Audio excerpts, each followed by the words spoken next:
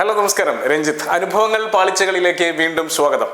ഇന്ന് ഒരു interior design ഫേമിൻ്റെ കഥയാണ്. ഇന്റീരിയർ ഡിസൈൻ ഫേമുകൾ ഏറ്റവും കൂടുതൽ അനുഭവിക്കുന്ന പ്രശ്നങ്ങളിലൊന്ന് ഇവരുടെ പ്രൊജക്റ്റുകൾ ഇവർക്ക് കൃത്യമായി മാനേജ് ചെയ്യാൻ പറ്റില്ല എന്നുള്ളതാണ്.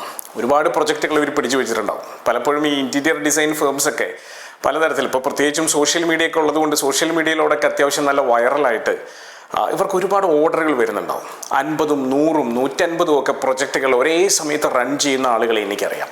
പക്ഷേ ഇവരുടെ പ്രൊജക്ട് മാനേജ്മെൻറ്റ് പെർഫെക്റ്റ് ആക്കുക എന്ന് പറയുന്നത് അത്ര എളുപ്പമല്ല.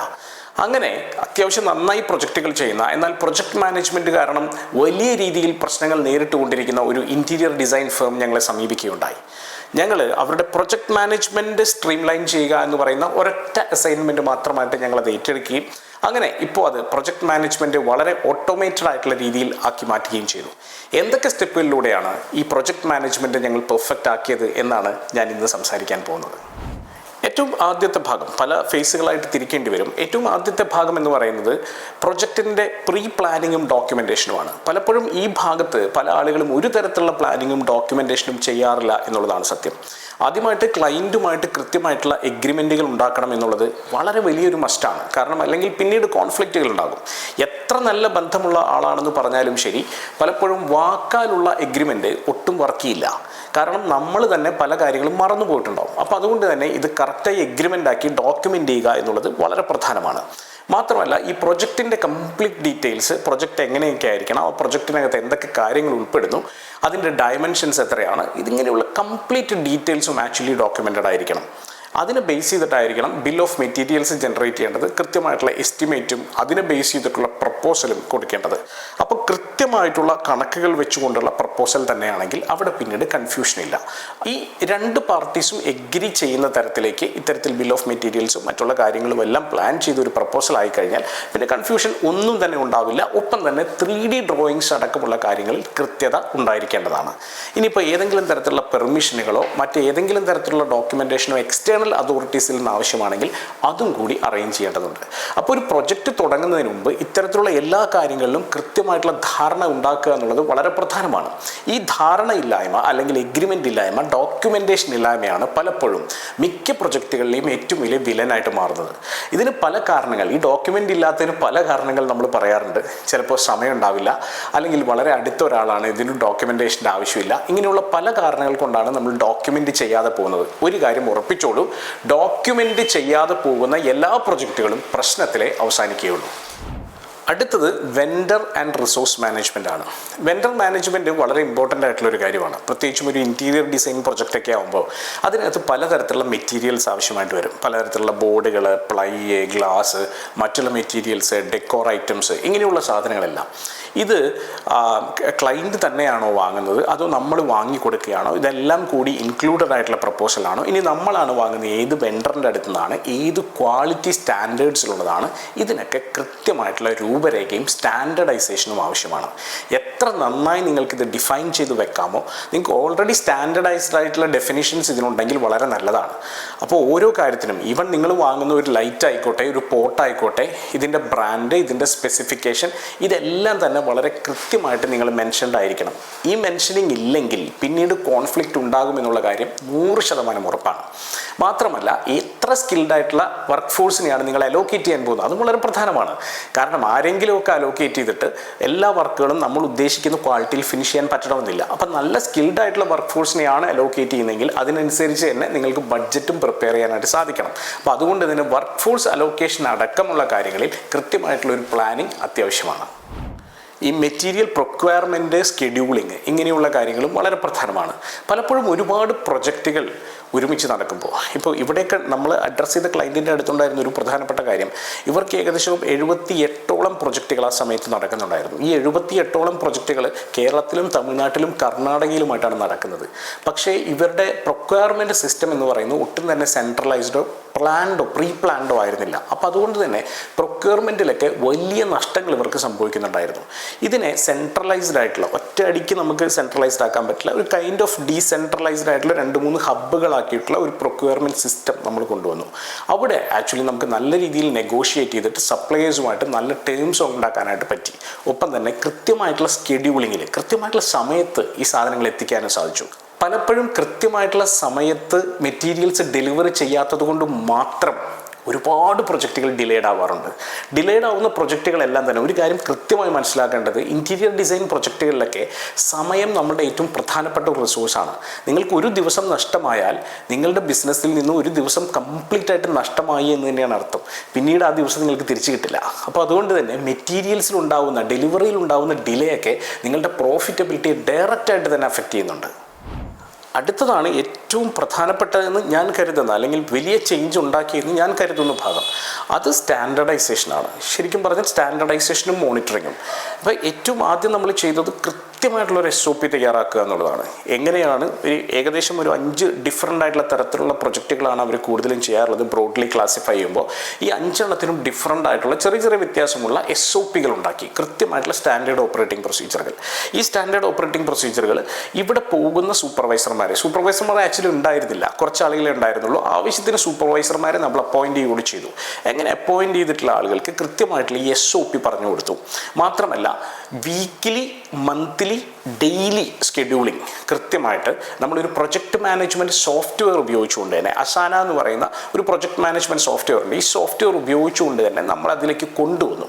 കൃത്യമായിട്ട് ട്രാക്ക് ചെയ്യാൻ പറ്റുന്ന തരത്തിലേക്ക് ഓരോ ദിവസവും എന്താണ് കൊടുത്തിരിക്കുന്നത്, ആരുടെ റെസ്പോൺസിബിലിറ്റിയാണ്. അപ്പോൾ ഈ സൈറ്റ് സൂപ്പർവൈസർ ആക്ച്വലി ഇത് കംപ്ലീറ്റ്ലി സൈറ്റിൽ നിന്ന് തന്നെ അപ്ലോഡ് ചെയ്യേണ്ട അവസ്ഥയാണ്. അപ്പോൾ സോ ദാറ്റ് നമുക്ക് ഏത് സമയത്ത് ഇരുന്നാലും റിയൽ ടൈമിൽ ഒരു വർക്കിൻ്റെ പ്രോഗ്രസ് എത്രയായെന്ന് കൃത്യമായിട്ട് മോണിറ്റർ ചെയ്യാൻ പറ്റുന്ന തരത്തിലേക്ക് ഈ ഷെഡ്യൂളിങ്ങിനെ കൊണ്ടുവന്നു. ഷെഡ്യൂൾ ചെയ്യുകയും ആ പ്രൊജക്റ്റിൻ്റെ പ്രോഗ്രസ് സൈറ്റ് സൂപ്പർവൈസർ കൃത്യമായി മോണിറ്റർ ചെയ്ത് അപ്ലോഡ് ചെയ്യുകയും ചെയ്യണം. ഈ അപ്ലോഡ് ചെയ്യുന്നതിൻ്റെ ഒപ്പം തന്നെ അതിൻ്റെ ഒരു പ്രൂഫിന് വേണ്ടിയിട്ട് ഫോട്ടോസ് അടക്കമുള്ള കാര്യങ്ങൾ അറ്റാച്ച് ചെയ്യാനുള്ള സൗകര്യവും ഇത്തരത്തിലുള്ള സോഫ്റ്റ്വെയറുകളിലുണ്ട്.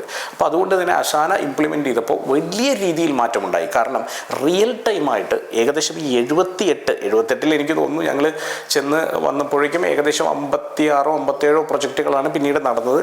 ബാക്കിയുള്ളത് പലതും ചില പ്രശ്നത്തിലൊക്കെ നിൽക്കുകയായിരുന്നു. അത് സംസാരിച്ച് അവസാനിപ്പിക്കുകയുണ്ടായി. ഏകദേശം 57ഓളം പ്രൊജക്റ്റുകളാണ്. ഈ 57ഓളം പ്രൊജക്റ്റുകൾ ഈ പറയുന്ന അസാന എന്ന് പറയുന്ന ഈ ഒരു പ്ലാറ്റ്ഫോമിലേക്ക് ആക്കി അതിനെ കംപ്ലീറ്റ് ആയിട്ട് മോണിറ്റർ ചെയ്യുന്ന ഒരു അവസ്ഥയിലേക്ക് വന്നു. ഞാൻ ഇതൊക്കെ പറയുമ്പോൾ പല ആളുകളും തെറ്റിദ്ധരിക്കുന്ന ഒരു കാര്യം കൂടിയുണ്ട്. ഇതൊക്കെ ഒറ്റ ദിവസം കൊണ്ടോ 5 ദിവസം കൊണ്ടോ ഒക്കെ നടക്കുന്ന നോട്ട് അറ്റ് ഓൾ. കാരണം ഒരു സോഫ്റ്റ്വെയറിലേക്ക് ഈ ഡാറ്റ എൻ്റർ ചെയ്യണം, അതിന് കൃത്യമായിട്ടുള്ളൊരു സീക്വൻസിലേക്ക് കൊണ്ടുവരണം, ഒരു SOP ഇതുമായിട്ട് കണക്ട് ചെയ്യണം, എന്നിട്ട് ഇത് ആളുകളെ പഠിപ്പിച്ചെടുക്കണം. അപ്പോൾ അതുകൊണ്ട് തന്നെ ഒരു കാര്യം കൃത്യമായി മനസ്സിലാക്കുക, ഈ ഒരു പ്രോസസ്സ് നമ്മൾ ചെയ്തത് ഏകദേശം ഒരു 8 മാസം കൊണ്ടാണ്. 8 മാസം കൊണ്ടാണ് ഇതിനെ കംപ്ലീറ്റ് സ്ട്രീം ലൈൻ ചെയ്യാൻ പറ്റുന്നത്. ഒരു കാര്യം നിങ്ങൾ മനസ്സിലാക്കേണ്ടത്, ഈ ഒരു പ്രോസസ്സ് കഴിഞ്ഞപ്പോഴേക്കും ഇവരുടെ നെറ്റ് പ്രോഫിറ്റ് മാർജിനുള്ളായ വർധന എന്ന് പറയുന്നത് ഏകദേശം 7% വർധനയാണ് നെറ്റ് പ്രോഫിറ്റ് മാർജിനിലുണ്ടായത്. എന്ന് പറഞ്ഞാൽ അത്രയധികം ലീക്കേജ് നടക്കുന്നുണ്ടായിരുന്നു എന്നുള്ളതാണ് സത്യം. അപ്പോൾ ഒരു ഇൻറ്റീരിയർ ഡിസൈൻ ഫേമിനകത്ത് ഒരു 5% എന്തായാലും വർദ്ധിക്കും എന്നുള്ളതാണ് എൻ്റെ അഭിപ്രായം, കൃത്യമായിട്ട് ചെയ്തു കഴിഞ്ഞാൽ.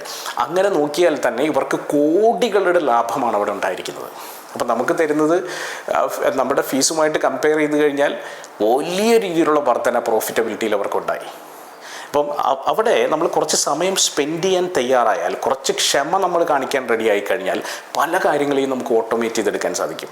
ഈ ഓട്ടോമേഷൻ എന്ന് പറയുമ്പോൾ നമ്മുടെ കൂടെയുള്ള ടീമിനെയൊക്കെ അതിനെ എക്വിപ്ഡ് ആക്കണം, അവരെ അത് പറഞ്ഞ് മനസ്സിലാക്കിക്കണം. മാത്രമല്ല ഈ ചേഞ്ച് മാനേജ്മെൻറ്റ് പ്രോസസ്സിൻ്റെ ഒപ്പം നമ്മളും കൂടെ സഞ്ചരിക്കണം. ഇത് നമ്മളെ ഏൽപ്പിച്ച ഓൺട്രപ്രണേഴ്സ് വളരെ വലിയ വിഷണറീസാണ്. അതുകൊണ്ട് മാത്രമാണ് ആക്ച്വലി അവർ ശക്തമായി കൂടെ നിന്ന് പേഷ്യൻ്റായിട്ട് 8 മാസത്തിലും പെർഫെക്റ്റ് ആയെന്നല്ല ഞാൻ പറയുന്നത്. പക്ഷേ ഈ ചേഞ്ച് മാനേജ്മെൻറ്റ് പ്രോസസ്സ് ഇനീഷ്യേറ്റ് ചെയ്യാൻ നമുക്ക് സാധിച്ചു. മാത്രമല്ല പ്രോഫിറ്റ് മാർജിൻ ഇത്രയും മാറ്റമുണ്ടായി.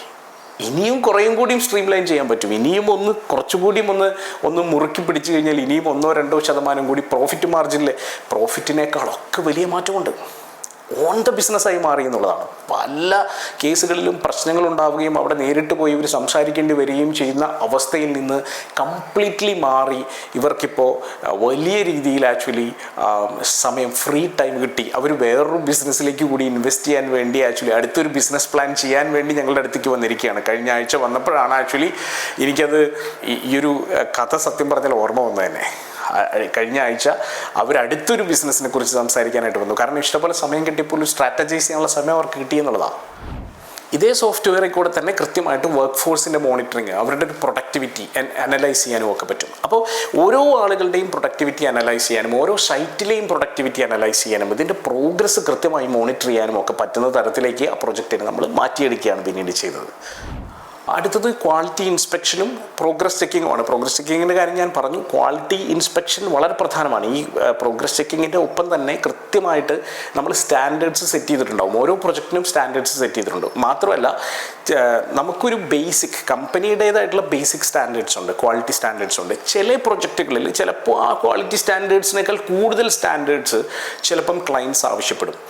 ഇത് കമ്പനി എന്നുള്ള രീതിയിൽ ഇവരുടെ പൊസിഷനിങ്ങിനനുസരിച്ച് അത്യാവശ്യം പ്രീമിയം ആയിട്ടുള്ള ക്വാളിറ്റിയിലാണ് സ്റ്റാൻഡേർഡ് സെറ്റ് ചെയ്തിരിക്കുന്നത്. പക്ഷേ അൾട്രാ പ്രീമിയത്തിൽ ആവശ്യപ്പെടുന്ന ചില ക്ലയൻസിന് മാത്രമായിട്ട് സ്റ്റാൻഡേർഡ്സ് കുറച്ച് മാറ്റിയിട്ടുണ്ടാവും. അപ്പം ഇതൊക്കെ കറക്റ്റായിട്ട് തന്നെ എക്സിക്യൂട്ട് ആവുന്നില്ലേ? അപ്പം സ്റ്റാൻഡേർഡ് മാറ്റം എന്ന് പറയുമ്പോൾ മെറ്റീരിയലിൽ മാറ്റം വരും, വർക്ക് ഫോഴ്സിൽ മാറ്റം വരും, അതിൻ്റെ ഫിനിഷിങ്ങിൽ, അപ്പോൾ എടുക്കുന്ന സമയത്തിൽ, ഇംപ്ലിമെൻറ്റേഷനിൽ, ഫിറ്റിങ്ങിൽ ഒക്കെ മാറ്റം വരും. അപ്പോൾ അതുകൊണ്ട് തന്നെ ഇത് കൃത്യമായിട്ടല്ലേ ചെയ്യുന്നത് എന്നുള്ളത് ആ പ്രൊപ്പോർഷൻ തമ്പ് റൂൾ വെച്ചുകൊണ്ട് ക്രോസ് ചെക്ക് ചെയ്യാനുള്ള സംവിധാനം, മാത്രമല്ല കൃത്യമായിട്ടുള്ള ഫോട്ടോകൾ വെച്ചുകൊണ്ട് ക്രോസ് ചെക്ക് ചെയ്യാനുള്ള സംവിധാനം, ഇതെല്ലാം കൃത്യമായിട്ട് നമ്മൾ നടപ്പിലാക്കുകയുണ്ടായി. ഇതുകൊണ്ട് തന്നെ യാതൊരു സംശയവും വേണ്ട, കംപ്ലയിൻസിൻ്റെ ഒരുപാട് പരാതികൾ വരുന്നുണ്ടായിരുന്നു. കംപ്ലയിൻസ് എന്ന് പറയുന്നത് ഏകദേശം 75% കുറഞ്ഞു എന്നുള്ളതാണ്. കംപ്ലയിൻസ് പിന്നെയും ഉണ്ടാവും, പലതരത്തിലുള്ള ചെറിയ ചെറിയ കംപ്ലയിൻസ് ഒക്കെ ഉണ്ട്, പൂർണ്ണമായി ഇല്ലാതായി എന്നല്ല ഞാൻ പറയുന്നത്. 75% കംപ്ലയിൻസ് കുറഞ്ഞു, വലിയ മാറ്റമാണ് ഉണ്ടായത്. അത് തന്നെ വലിയൊരു ആശ്വാസമാണ്. കാരണം നമ്മൾ ഒരു ബിസിനസ് ചെയ്യുന്നത് സാധാരണഗതിയിൽ നല്ല ഓൺട്രപ്രണേഴ്സൊന്നും ആരെയും പറ്റിക്കാനൊന്നുമല്ല, ഏറ്റവും നല്ല രീതിയിൽ എല്ലാവരും ഹാപ്പി ആവണമെന്ന് വിചാരിച്ചിട്ട് തന്നെ എല്ലാവരും ചെയ്യുന്നത്. ബട്ട് അൺഫോർച്ചുനേറ്റ്ലി നമ്മളുടെ ചില പിടിപ്പുകേട് കൊണ്ടോ സിസ്റ്റം ഇല്ലാത്തത് കൊണ്ടോ ക്ലയൻറ്റ്സ് ഡിസാറ്റിസ്ഫൈഡ് ആവുന്നു. ഈ കംപ്ലയിൻസ് പറയുമ്പോൾ തന്നെ വലിയ മനസ്സമാധാനം ഉണ്ടായി എന്നുള്ളതാണ്.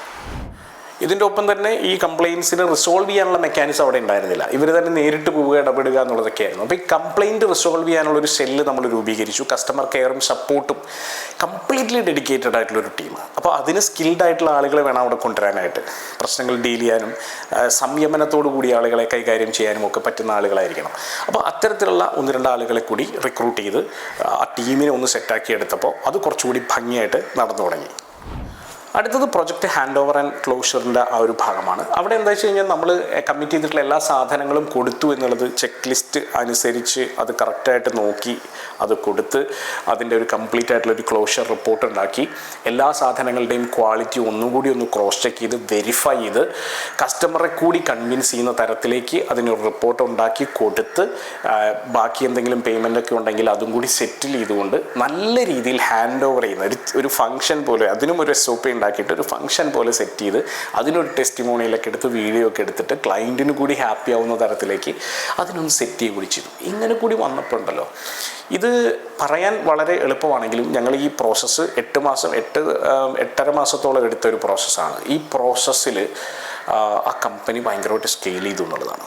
അന്ന് നമ്മൾ ഈ 57 പ്രൊജക്റ്റാണ് ചെയ്തിരുന്നെങ്കിൽ ഞാൻ കഴിഞ്ഞ ആഴ്ച അദ്ദേഹത്തിനോട് വന്നപ്പോൾ ചോദിച്ചു എത്ര പ്രൊജക്റ്റുകൾ ഡീൽ ചെയ്യുന്നുണ്ടെന്ന് ചോദിച്ചു. 100-ലധികം പ്രൊജക്റ്റുകൾ അദ്ദേഹം ഡീൽ ചെയ്യുന്നുണ്ട്. വളരെ ഈസി ആയിട്ട് അത് മാനേജ് ചെയ്യുന്ന തരത്തിലേക്കാണ് അദ്ദേഹം കൊണ്ടുപോയിക്കൊണ്ടിരിക്കുന്നത്. ഇപ്പോൾ തമിഴ്നാട്ടിൽ ഒരുപാട് പ്രൊജക്റ്റുകൾ അദ്ദേഹം ചെയ്യുന്നുണ്ട് എന്നുള്ളതും പറഞ്ഞു. കാരണം ഇവിടെ ഇരുന്നുകൊണ്ട് അദ്ദേഹം എവിടെയാണ് ഇരിക്കുന്നത്? കേരളത്തിലാണ്. സൗത്ത് കേരളയിൽ ഇരുന്നുകൊണ്ട് തന്നെ അവിടെയുള്ള തമിഴ്നാട്ടിലുള്ള പ്രൊജക്റ്റുകൾ ഡീൽ ചെയ്യാൻ പറ്റുന്ന തരത്തിലേക്ക് ഇതിനെ ഓട്ടോമേറ്റ് ചെയ്ത് കഴിഞ്ഞിരിക്കുന്നു. സോ ഇതൊരു എക്സലൻ്റ് ആയിട്ടുള്ള മോഡലാണ്, യാതൊരു സംശയവും വേണ്ട. പ്രൊജക്ട് മാനേജ്മെൻറ്റ് സ്ട്രീംലൈൻ ചെയ്താൽ തന്നെ നമ്മളുടെ പകുതി പ്രശ്നങ്ങൾ തീരുമെന്നുള്ളതിൽ യാതൊരു സംശയമില്ല. അപ്പോൾ ഇൻറ്റീരിയർ ഡിസൈനേഴ്സ് ആയിക്കോട്ടെ, കോൺട്രാക്ടേഴ്സ് ആയിക്കോട്ടെ, ഇതുപോലെ പ്രൊജക്റ്റുകൾ മാനേജ് ചെയ്ത് ആരും ആയിക്കൊള്ളട്ടെ, നിങ്ങൾക്ക് എല്ലാവർക്കും യൂട്ടിലൈസ് ചെയ്യാൻ അല്ലെങ്കിൽ യൂസ് ചെയ്യാൻ പറ്റുന്ന ഒരു മോഡലാണിത്. ഇത് ഒരുപാട് ഹഡിൽസ് ഉണ്ട്. നമ്മൾ പറയുന്ന അത്ര എളുപ്പമല്ല ഈ എഗ്രിമെൻറ്റുകൾ തയ്യാറാക്കുക എന്നുള്ളതൊക്കെ. ചില ക്ലയൻസുമായിട്ട് ചിലപ്പം ചില പ്രശ്നങ്ങളൊക്കെ ഉണ്ടായെന്ന് വരും. അപ്പോൾ ഇത്തരം ഹഡിൽസിനെ ഫേസ് ചെയ്യാൻ തയ്യാറായിട്ട് മാത്രമേ ഇത്തരം ഒരു കൺസൾട്ടിങ് പ്രൊജക്റ്റിലേക്ക് ഇറങ്ങാൻ പാടൂ. നിങ്ങൾ കംപ്ലീറ്റ്ലി റെഡിനെസ് ഉള്ള ആളുകളാണെങ്കിൽ യാതൊരു സംശയം വേണ്ട, ബ്രഹ്മ ടീം കൂടെ ഉണ്ടാകും. നിങ്ങളുടെ പ്രൊജക്റ്റിനെ സ്ട്രീംലൈൻ ചെയ്യാനും നിങ്ങളുടെ പ്രോഫിറ്റബിലിറ്റി എൻഹാൻസ് ചെയ്യാനും നിങ്ങളെ അടുത്ത ലെവലിലേക്ക് ഗ്രോ ചെയ്യിപ്പിക്കാനും. All the best.